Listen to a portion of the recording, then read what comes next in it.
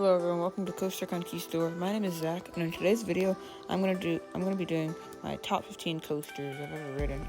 I only have 80 credits, and I know a lot of people generally do their rankings at the end of the year around New Year's, but since I'm probably not gonna get new credits until the spring, I figured why not to make it now. So your opinion will probably differ heavily from mine. You're not going to see any international coasters on here, or a lot of elite coasters in the US like Fury 325, El Toro, I-305, etc. So without further ado, let's get into the list. I hope you enjoy. So coming at the number 15 spot, we've got Diamondback at Kings Island. This may be one of my most ridden coasters, and while it's not necessarily an elite coaster, it's still an incredible ride that does a lot. It's got some of the best floater airtime in the world. It's a long ride. It's got a nice location in the woods. It's got a nice color scheme, pretty good trains. My only issue with this coaster is its rattle. This coaster has a very strong and noticeable rattle throughout its layout, and that's really the only thing I dislike about it. Other than that, I think this is an awesome ride, and it's definitely worth going to Kings Island for. So coming at number 14, we've got Thunderhead at Dollywood. This is the park's GCI wooden coaster. It was built in 2004, and it's actually won a Golden Ticket Award for the best wooden coaster in the world. It's a super enjoyable ride. It's got great pacing, it's super intense, it's pretty much butter smooth, despite what a lot of enthusiasts say. It's got some good airtime moments, it's even got some solid laterals. All around, this is just an awesome ride, which earns Thunderhead the number 14 spot on the list. So coming at number 13 is Hagrid's Magical Creatures Motorbike Adventure at Islands of Adventure. Wow, the name's a mouthful. But jokes aside, this coaster is so much fun. It's not the most intense, but it's got 7 launches. It's got some good airtime, especially on the floater hill after the second launch, I believe. The trains are comfy. They're pretty unique too, with the motorbike style seating. Theming might be the best in the world. The only coaster that could possibly have better theming than this is Terran at Fantasialand. Just watch out for this coaster's lines. It can get swarmed with the crowds Universal gets. So coming in at the number 12 spot is Montu at Busch Gardens Tampa. Now I take this with a grain of salt because I first went on Montu about 3 years ago, and I've not been on it since because I've not been able to get back to BGT. Hope to get back there in the future for Iron Gwazi. But anyway, assuming Montu runs as great as some of the other inverts out there, it should be about this spot on the list. It's got a nice paint scheme. I remember it being butter smooth. It's got a nice B&M roar. It's got some super great inversions, including 2 vertical loops, a snappy corkscrew, and a world-class batwing. The trenches are pretty cool, the Egyptian theming's really nice, and it's just an all-around good coaster. So snagging the number 11 spot, we've got Orion at Kings Island. A lot of enthusiasts like to bash this thing because of how short it is, but say what you want about this thing, I think it's an awesome coaster. It's got some great moments of floater airtime, sometimes even flagector. It's reasonably intense. Sometimes I even black out on the helix because it's got great theming, it's pretty smooth, and like Diamondback, it's not necessarily an elite coaster, but it's still an awesome bucket list ride that makes Kings Island worth going to. However, it's not the best coaster at the park, as that belongs to Mystic Timbers at Kings Island. This is the park's GCI wooden coaster from 2017. It's an awesome coaster. It's the best at the park in my opinion, and while this park does not necessarily have an elite standout, Mystic Timbers is as good as the park can get. This coaster has elite pacing, some of the best pacing anywhere actually. Butter smooth, this Millenium flyer trains are excellent. Plus, the airtime's pretty good, 16 moments to be exact. While the shed was a little underwhelming, I just feel like it was overhyped. It's not that it's bad. Plus, it's theming. This coaster's got a great storyline, a pretty cool IMAscore soundtrack. It's just an all-around amazing ride. So, taking number 9 spot is Steel Curtain at Kennywood. This coaster will always hold a special place in my heart because it was my 75th coaster credit. That means a lot to me.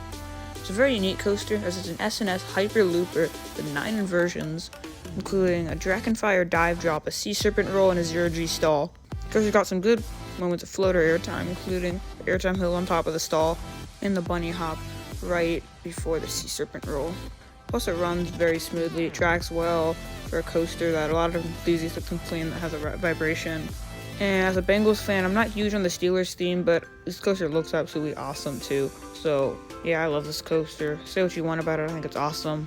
So snagging the number 8 spot on the list is Raptor at Cedar Point. This was the first coaster I made a video about on the channel, and rightfully so. I absolutely love this thing. It's very intense and it's got a great layout with some whippy inversions, including a vertical loop and a 0G roll, the latter of which has some very strong laterals too. For a coaster that's been running for almost 30 years, it tracks super well. Plus, it has a pretty punchy first drop. and it's just an all-around awesome ride. Now, snagging the number 7 spot on the list is Millennium 4. It's also at Cedar Point. This Intamin Giga Coaster was actually the world's first coaster that was full circuit and surpassed the 300-foot mark. This coaster is not very intense by any means. Manufactured by Intamin, it stands at a height of 310 feet and reaches speeds of 93 miles per hour. Its layout mainly just consists of overbank turns and a few cable paths, but this coaster is about so much more than that. It's just so much fun, super enjoyable, which is why it earns the number 7 spot on the list. So moving on, at number 6 spot on the list, we've got Top Thrill Dragster, also at Cedar Point. This coaster is pretty awesome. It's very short, but it shows how length doesn't need to be there for a coaster to be excellent. At 0 to 120 mile per hour, hydraulic launch is absolutely insane. The top hat's pretty fun, and you get some solid laterals on the descent. I'm interested to see what Cedar Point will do with this coaster when they quote-unquote reimagine it. So now we reach the top 5, and coming in at number 5 is Maverick, also at Cedar Point. Okay, don't worry, it'll end here in a second. But Maverick is an absolutely incredible coaster. It does absolutely everything I could want in a ride. It's long, it's intense, it has airtime, laterals, aggression, it's awesome. The first drop may be the best on any coaster. 95-degree angle of descent is crazy, and you get some super powerful ejector. The second launch is great as well, and the single dives are some of the best ones on any coaster. The second one is absolutely brutal as well. This coaster really is a jack of all trades, and it's amazing. So barely edging out Maverick, the number 4 spot is Lightning Rod at Dollywood, another launch coaster. This one, however, is manufactured by RMC or Rocky Mountain Construction. When I first saw a POV of Lightning Rod, I saw it look kind of overrated. However, that is not the case. In fact, that is very far from it. Lightning Rod is absolutely amazing. This terrain-based RMC is located in the Smoky Mountains of Tennessee, and it's loaded with airtime, over 20 seconds actually. The first half has some pretty strong and sustained floater, but the second half is straight up ejector. Plus the coaster tracks super well, and it's got nice sleek trains with a sweet looking lead car. And a lot of people say these RMC restraints are annoying. I think they're fine. And the quad down may be one of the best, if not the best elements on any coaster, period. Seriously, go down to Dollywood and give this a ride. You won't regret it. So, taking the bronze, coming at number 3 is Phantom's Revenge at Kennywood in West Mifflin, Pennsylvania. One word, wow. This coaster is very unique, and it may be the most bizarre hypercoaster in the world. It's absolute speed machine, and I can't get over the fact that this is manufactured by Morgan, who is a manufacturer known for making hypercoasters that have airtime focused layouts but are not very intense. This is a very intense ride. You usually haul through the layout and you get some of the strongest ejector airtime in the world with that dinky little pool noodle lap bar. Phantom is just awesome. Go out and ride it. So coming in second place, we have Velocicoaster at Islands of Adventure. And this may be the most perfect coaster in the world just because it's completely flawless. It has an amazing layout, it has airtime, laterals, it has everything you could want. Plus it's one of the best themed roller coasters in the world. I mean, seriously, the rock work, the foliage, the queue theming, everything's just incredible about this coaster. There's nothing bad about it. It has some of the best trains in the world, very intense, pretty long ride, got some great airtime too. Just such an incredible coaster. This may be one of the most hyped up coasters of all time, and it's really not that hard to see why. I'm kind of a fanboy of this thing, but hey, whatever. So is every enthusiast. So coming in at number 1 is my favorite coaster out of 80 credits. This is the one, the only Steel Vengeance at Cedar Point. This coaster is basically the holy grail for enthusiasts, and it's not hard to see why. It has 27.2 seconds of airtime, which is actually the most in the world for a single coaster.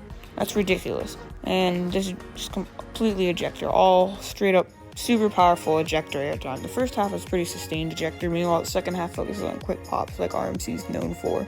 This coaster also mixes in sneaky laterals, inversions, whip, upside down ejector airtime. Yeah, it's crazy. Plus this coaster is butter smooth, and while it does have a pretty bad capacity and it draws super long lines, it's worth it when you actually get on. RMC did something that I don't know if they'll ever be able to do again here. While I have not ridden other RMCs like Iron Gwazi or Zadra, I think it'll be hard for this to top this coaster. It's just so enjoyable with all that crazy ejector airtime you get on this coaster. It really is an elite coaster, and it's worthy of all the hype it gets. Which is why Steel Vengeance is my number 1 coaster, and probably will be for a very long time. So that does it for this video. Real quick, I just wanted to say thank you so much for 20 subscribers. I know it's not that many, but it means a lot to me. I don't honestly think this channel would ever get past 10 or 15, so it really means a lot to me. So thank you so much if you're subscribed, or just for viewing this video in general. This video was really fun to make. I know a lot of enthusiasts like to rank all the coasters they've been on. While I don't have an official ranking of every coaster I've been on, I thought it would just be super fun to make a top 15. I don't have too many credits, but I love just ranking the coasters I've been on because I feel like I've been on a fair share of elite coasters. So that about does it for the video. Thank you so much for watching. Stay tuned for more content, and I hope you have a good rest of your day.